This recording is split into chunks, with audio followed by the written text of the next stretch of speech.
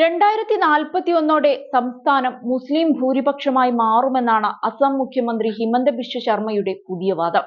ഓരോ 10 വർഷം കൂടുമ്പോഴും മുസ്ലിം ജനസംഖ്യയിൽ 30% വർധനവ് രേഖപ്പെടുത്തുന്നുവെന്ന് ചൂണ്ടിക്കാട്ടിയായിരുന്നു മുഖ്യമന്ത്രിയുടെ ഈ പരാമർശം. കണക്കുകൾ പ്രകാരം മുസ്ലിങ്ങൾ അസമിലെ ജനസംഖ്യയുടെ 40%-മായി മാറിയെന്നും ഹിമന്ത ബിശ്വ ശർമ്മ ചൂണ്ടിക്കാട്ടുന്നുണ്ട്. ഗുവാഹത്തിയിൽ നടന്ന വാർത്താ സമ്മേളനത്തിലായിരുന്നു അസം മുഖ്യമന്ത്രിയുടെ ഈ വിവാദ പരാമർശം. അസമിലെ മുസ്ലിങ്ങളുടെ ജനസംഖ്യാ വർധനവ് ഒരു സ്ഥിതിവിവരണ കണക്ക് വസ്തുതയാണ്.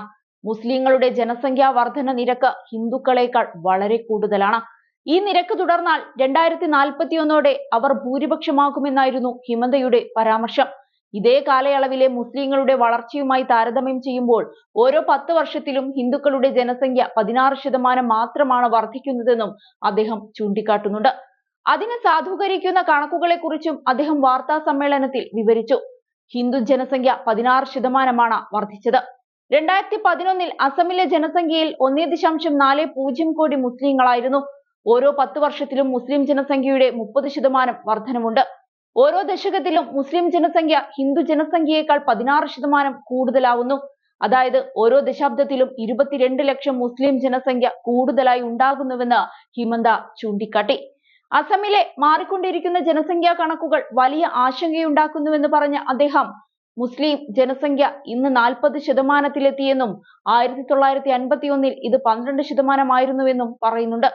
ഈ വിഷയത്തിൽ കോൺഗ്രസിനെയും ശർമ്മ പരിഹസിച്ചിരിക്കുകയാണ്. മുസ്ലിം സമുദായം കോൺഗ്രസിനെ പിന്തുണയ്ക്കുന്നതിനാൽ ജനസംഖ്യാ വർധനവ് നിയന്ത്രിക്കുന്നതിൽ ഏറ്റവും പ്രധാനപ്പെട്ട പങ്ക് പാർട്ടിക്ക് വഹിക്കാനാകുമെന്നാണ് കോൺഗ്രസിനെ പരിഹസിച്ചുകൊണ്ട് അദ്ദേഹം പറഞ്ഞിരിക്കുന്നത്. രാഹുൽ ഗാന്ധി ജനസംഖ്യാ നിയന്ത്രണത്തിന്റെ ബ്രാൻഡ് അംബാസിഡർ ആവണമെന്നും അദ്ദേഹം ആവശ്യപ്പെട്ടിരിക്കുകയാണ്.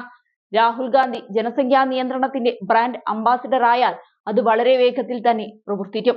ബ്രാൻഡ് അംബാസിഡർ ആകാൻ നിങ്ങൾ വിവാഹം കഴിച്ച് 12 കുട്ടികൾക്ക് ജന്മം നൽകേണ്ടതില്ല.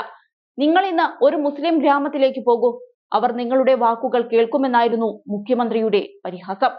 അതേസമയം ഹരിയാനയിൽ കോൺഗ്രസ് അധികാരത്തിലെത്തിയാൽ പിന്നോക്ക വിഭാഗങ്ങൾക്കുള്ള സംവരണം തട്ടിയെടുത്ത് മുസ്ലിങ്ങൾക്ക് നൽകുമെന്ന് കേന്ദ്ര ആഭ്യന്തരമന്ത്രി അമിത്ഷാ അവകാശപ്പെട്ടിരുന്നു. OBC സംബന്ധിച്ച് കാക്ക കലേക്കർ കമ്മീഷൻ നൽകിയ ശുപാർശകൾ വർഷങ്ങളായി കോൺഗ്രസ് നടപ്പാക്കിയില്ലെന്ന് അമിത്ഷാ പറഞ്ഞിരുന്നു. സംസ്ഥാനത്തെ പിന്നോക്ക വിഭാഗ സമ്മാൻ സമ്മേളനത്തെ അഭിസംബോധന ചെയ്ത് സംസാരിക്കുകയായിരുന്നു അദ്ദേഹം. കർണാടകയിൽ കോൺഗ്രസ് പിന്നോക്ക വിഭാഗങ്ങൾക്കുള്ള സംവരണം തട്ടിയെടുത്ത് മുസ്ലിങ്ങൾക്ക് നൽകി. അവർ ഹരിയാനയിൽ അധികാരത്തിൽ വന്നാൽ ഇവിടെയും അത് സംഭവിക്കും. ഹരിയാനയിൽ BJP മുസ്ലിങ്ങൾക്ക് സംവരണം അനുവദിക്കില്ല. പൂർണ്ണ ഭൂരിപക്ഷത്തോടെ BJP സർക്കാർ സംസ്ഥാനത്ത് രൂപീകരിക്കുമെന്നും അദ്ദേഹം ആത്മവിശ്വാസത്തോടെയാണ് കഴിഞ്ഞ ദിവസം പറഞ്ഞത്.